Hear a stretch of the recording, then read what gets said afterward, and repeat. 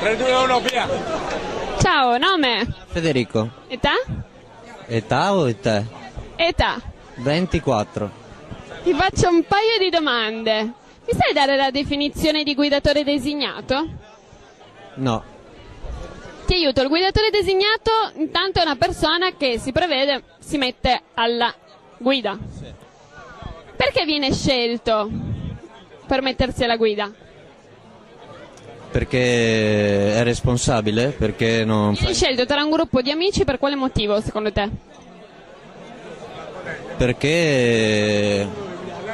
non lo so, io non so dirtelo, però secondo me... Viene scelto, te lo dico io, viene scelto dagli amici per guidare la macchina, si offre volontario, quella sera non beve, perché si mette alla guida e porta a casa tutti gli amici che invece si divertono e bevono. Però è difficile uscire con gli amici e li vedi far festa e tu non fai festa. Quindi secondo te non ci si può divertire da guidatore designato? È impossibile. Vuol dire che devi fare a turno tra gli amici e rovinarti la serata, però è difficile, te lo ripeto. E cosa pensi di chi beve tanto e poi si mette alla guida? Penso che se è abituato a bere, io bevo, per adesso non mi hanno mai fermato e sono sempre arrivato a casa salvo, senza fare malanni. Non è che bevo l'impossibile, però se mi fermano mi tolgono la patente, hai capito? Quindi secondo te sei in grado di guidare normalmente anche se hai bevuto?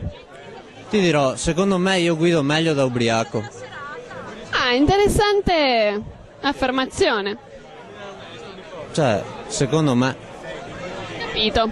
Il limite lo sai? 0,5? È giusto? Sei un neopatentato? No.